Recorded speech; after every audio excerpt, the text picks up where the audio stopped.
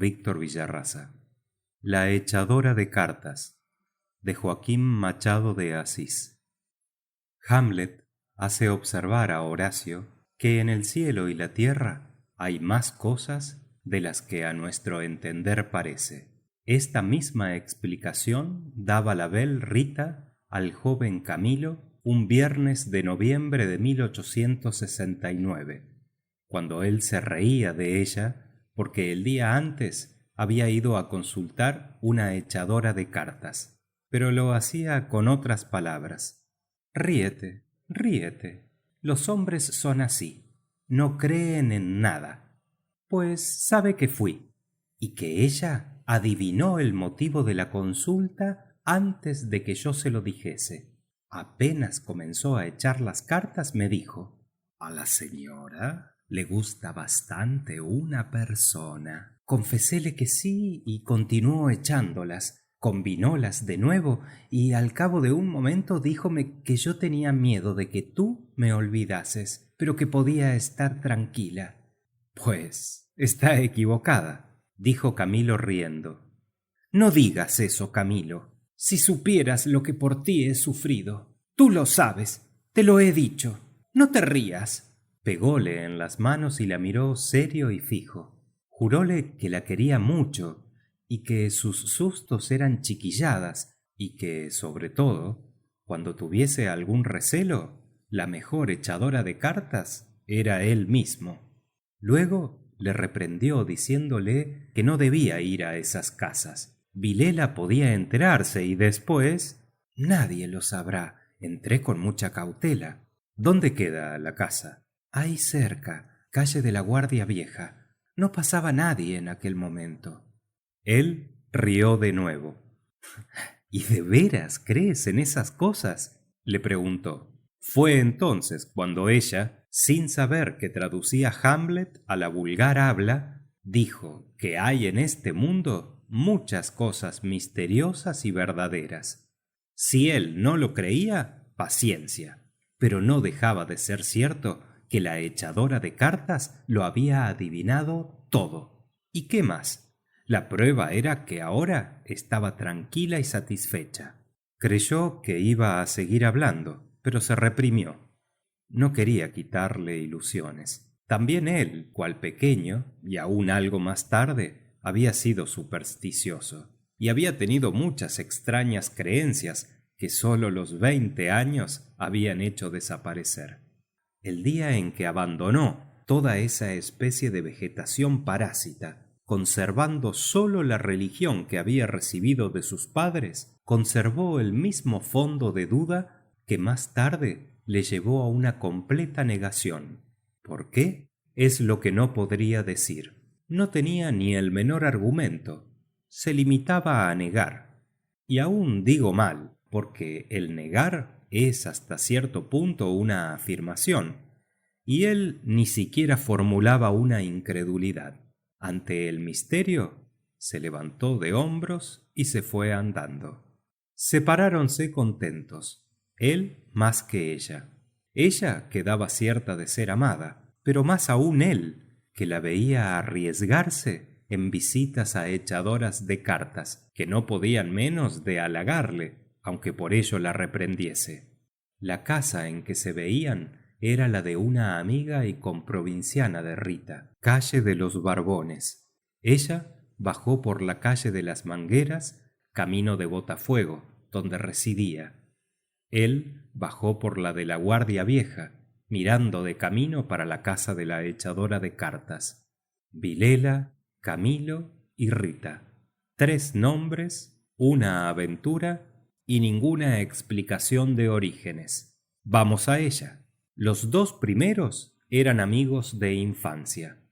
Vilela seguía la carrera de la magistratura y Camilo entró en la de la administración, en contra de la voluntad paterna, que era la de hacerle médico. Pero su padre murió y no quiso hacer nada hasta que su madre le logró un empleo público. A principios de 1869 volvió Vilela de Provincias, donde se había casado con una dama hermosa. Abandonó entonces la magistratura y abrió bufete de abogado. Camilo le preparó casa del lado de Botafuego y fue a bordo a recibirle. Ah, señor, usted no sabe cómo le quiere mi marido, decía Rita. Siempre hablaba de usted.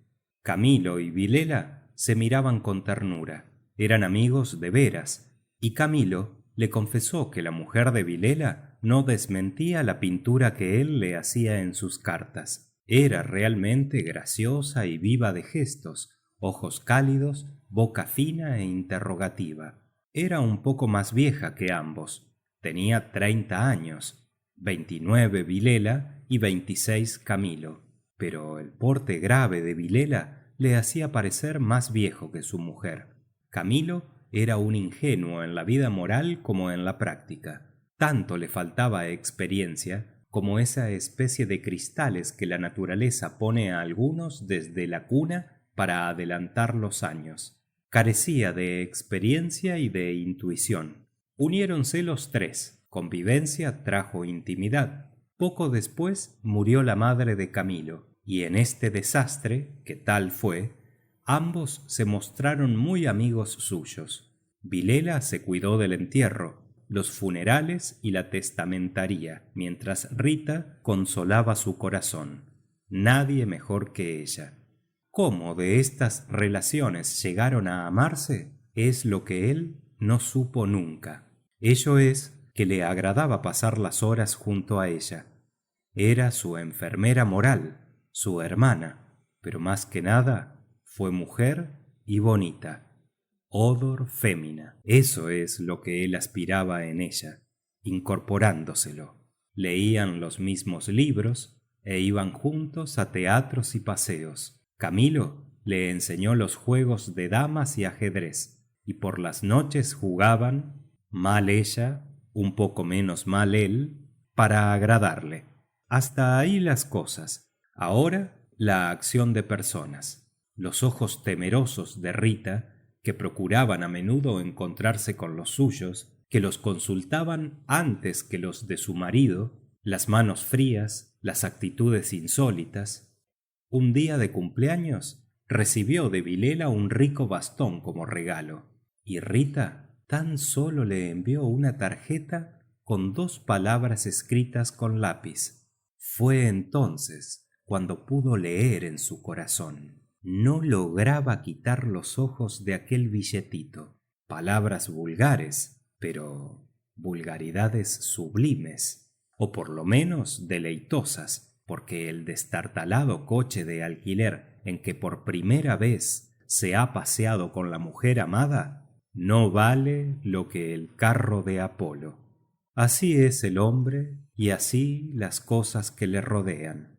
Camilo quiso huir, pero no pudo. Como una serpiente cautelosa, Rita se le acercó, lo envolvió y en un espasmo le hizo estallar los huesos a la vez que le ponía veneno en la boca.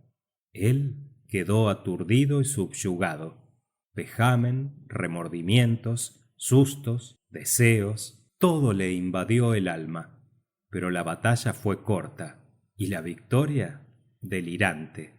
Adiós escrúpulos. No tardó lo que el zapato en acomodarse al pie, y allá se fueron ambos, de estrados afuera, con el brazo dado y pisando holgadamente sobre hierbas y pedruscos, sin sufrir nada más que nostalgias cuando estaban ausentes. La confianza y la estima de Vilela fueron siempre las mismas. Un día, sin embargo, recibió Camilo una carta anónima en que se le llamaba inmoral y pérfido, y se le decía que la aventura era conocida por todos. Cobró miedo y, para desviar sospechas, comenzó a frecuentar menos la casa de su amigo, quien se lo hizo notar. Se excusó con una frívola pasión de muchacho. Luego las visitas cesaron del todo, en lo que también puede ser que interviniese el deseo de quitar alevosía al acto, disminuyendo los constantes obsequios del marido. Fue por aquel tiempo cuando, desconfiante y amedrentada, acudió Rita a casa de la echadora de cartas para consultarla acerca de la verdadera causa del desvío de Camilo. Ya vimos cómo volvió a la confianza y cómo él la reprendió. Este recibió aún 2 o 3 anónimos, pero tan apasionados que no podían ser inspirados por la virtud sino por el despecho, con cuyo motivo Rita formuló esta sentencia: la virtud es avara y no gasta en balde tiempo y papel. Solo el interés es activo y pródigo. Pero esto no sosegó a Camilo, que temía que el anónimo se dirigiese a Vilela, y entonces la catástrofe sería inevitable. Bueno, añadió, me llevaré los sobres para compulsarlos con los de las cartas que reciba, y si alguno fuese igual lo romperé. Ninguno apareció, pero algún tiempo después comenzó Vilela a mostrarse sombrío, hablando poco y como desconfiado, lo que ella se apresuró a comunicar a Camilo, y sobre ello deliberaron. Era su opinión que su amante debía volver a su casa para tantear a su marido, y podía ser que le oyese confidencias de algún negocio particular, pero él pensaba de otra manera. Presentarse después de tantos meses era confirmar la sospecha o la denuncia. Así pues, decretaron no volver a verse durante algunas semanas, y se separaron con lágrimas, después de determinar cómo habían de quedar en correspondencia. Al día siguiente, estando en su trabajo, recibió esta carta de Vilela: ven pronto a casa, que necesito hablarte sin demora. Era más de mediodía. Salió enseguida y en la calle pensó que habría sido más natural llamarlo al bufete. ¿Por qué en su casa? Todo era especial, y la carta, realidad o ilusión, pareció trémula, todo lo cual él combinó con la noticia de la víspera. Ven pronto a casa, que necesito hablarte sin demora. Repetía incesantemente con los ojos en el papel. Imaginariamente vio el comienzo de un drama: Rita subyugada y lacrimosa, Vilela indignado, tirando de pluma y escribiendo aquella carta, cierto de que acudiría y esperándolo para matarlo. Camilo se estremeció, tuvo miedo. Luego sonrió, y como le repugnaba la idea de no acudir a la cita, se puso en marcha. En su camino le ocurrió ir a su casa, pensando hallar una carta de Rita que le explicase todo, pero no halló nada ni nadie. Volvió a salir, hallando cada vez más verosímil la idea de haber sido descubierto, pues era natural una denuncia anónima, hasta del mismo que antes le amenazara, y la misma suspensión de sus visitas sin motivo aparente, apenas un fútil pretexto, sería confirmación de todo. Andaba inquieto y nervioso. No releía la carta, pero veía fijas ante sus ojos las palabras, o lo que era peor, le eran murmuradas al oído por la propia voz de Vilela. Ven pronto a casa, que necesito hablarte sin demora. Y dichas así, por la voz del otro, parecían tener tono misterioso y de amenaza. ¿Ven pronto? ¿Para qué? Era cerca de la 1 de la tarde, y la conmoción crecía de minuto en minuto. Tanto imaginó lo que iba a pasar, que llegó a creerlo y a tener miedo. Dio en pensar ir armado, considerando que si nada ocurría, nada perdía, y que era útil prevención. Luego rechazaba la idea, vejado por ella misma, y apresuraba el paso camino de la Carocia para tomar un coche. Entró en él y ordenó al cochero que tomara trote largo. Cuanto antes mejor, pensaba. No puedo continuar así. El tiempo volaba y no tardaría en hallarse frente a frente del peligro. Casi al fin de la calle de la Guardia Vieja, el coche tuvo que pararse, porque se le atravesaba un carro próximo a derrumbarse. Él comprendió el obstáculo y esperó. Al cabo de 5 minutos, vio que hacia la izquierda estaba la casa de la echadora de cartas a quien Rita había consultado. Nunca deseó tanto creer en las cartas. Miró y vio la casa con todas sus ventanas cerradas, mientras las demás estaban abiertas y llenas de curiosos. Diríase la morada del destino indiferente. Su agitación era grande, extraordinaria, y del fondo de su íntimo ser renacían las creencias y supersticiones de otro tiempo. El cochero le dijo de tomar por otro camino, pero le respondió que no, que esperase, e inclinado volvía a mirar la casa. Luego hizo un gesto de incredulidad.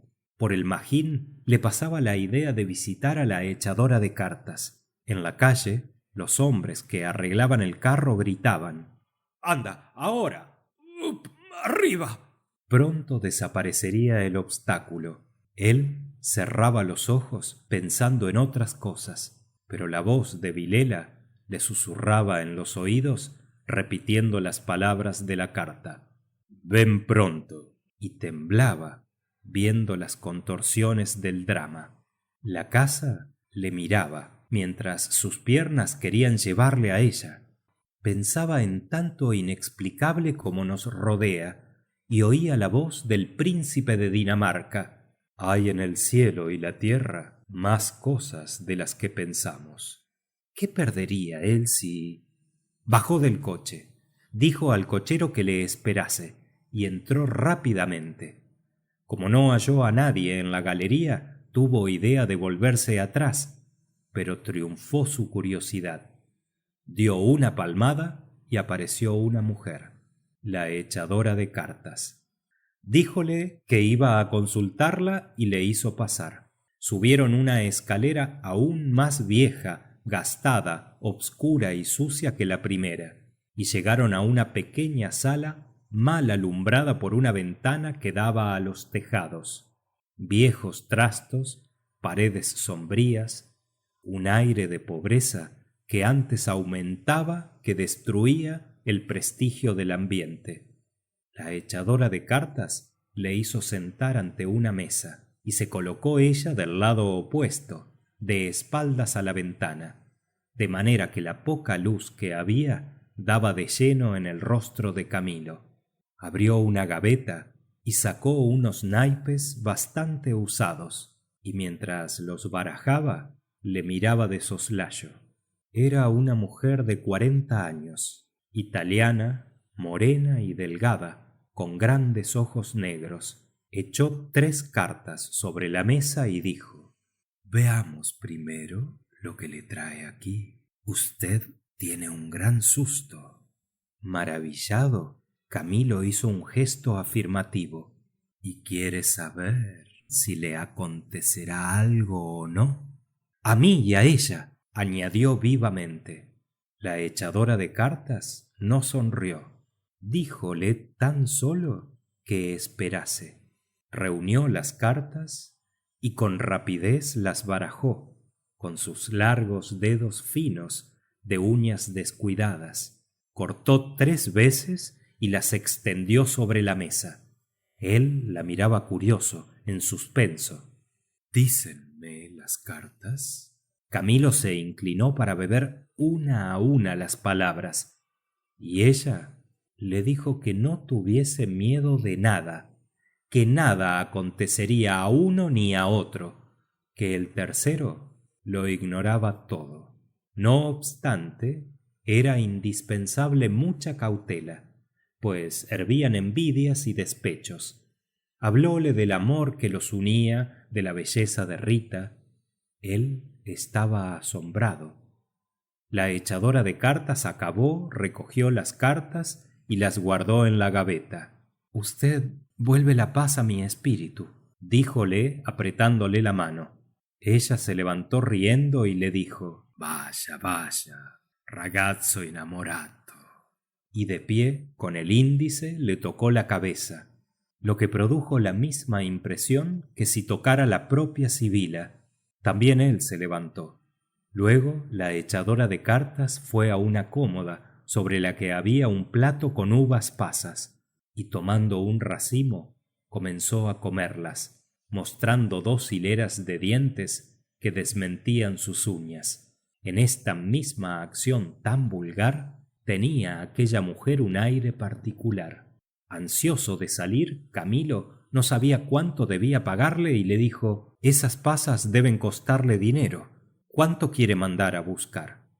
Pregunte a su corazón, le respondió. Y tomando de su cartera un billete de 10.000 reis, se lo dio. Los ojos de ella parecían 2 ascuas. Su precio solía ser de 2.000 reis. Veo que ella le gusta a usted mucho, y hace bien, porque le corresponde. Váyase tranquilo. Cuidado con la escalera, que está obscura. Póngase el sombrero. Bajó las escaleras y se despidió de la echadora de cartas. Ella, por la paga, se volvía cantando una barcarola. Halló el coche esperando, y como ya la calle estaba libre, le ordenó que fuese al trote largo. Ahora todo le parecía mejor. Claro el cielo y joviales las caras que veía. Llegó a reírse de sus recelos, que llamó pueriles, y recordando los términos de la carta de Vilela, les halló íntimos y familiares. ¿Dónde había él descubierto ninguna amenaza? También advirtió que eran urgentes, y que haría mal en tardar tanto. Podía ser algún asunto grave, gravísimo. Vamos, deprisa, repetía al cochero, y pensaba qué disculpa daría a su amigo para explicar su tardanza, y hasta pensó en aprovechar el incidente para volver a la antigua asiduidad. Y con este proyecto se le revolvían en el alma las palabras de la echadora de cartas, y pensaba: si adivinó el objeto de mi consulta y la existencia de un tercero, ¿por qué lo demás no había de ser verdad? Así, lentamente, le volvían sus creencias de niño. A veces quería reír, y reía de sí mismo, vejado, pero la mujer, las cartas, las palabras rotundas y afirmativas, secas: vaya, vaya, ragazzo innamorato. Y para despedida, la barcarola lenta y graciosa, elementos que con los antiguos le formaban una fe nueva e intensa. Llevaba el corazón alegre e impaciente, pensando en las pasadas horas felices y en las por venir. Al pasar por Gloria miró al mar, hacia afuera, donde agua y cielo se daban un abrazo infinito, lo que le dio la sensación de lo futuro, largo e interminable. A poco llegó a casa de Vilela. Apeóse, empujó la puerta de hierro del jardín y entró. La casa estaba silenciosa. Subió los 6 escalones de piedra de la puerta y apenas había llamado cuando apareció Vilela. Perdona, dijo Camilo, no pude venir más pronto. ¿Qué hay?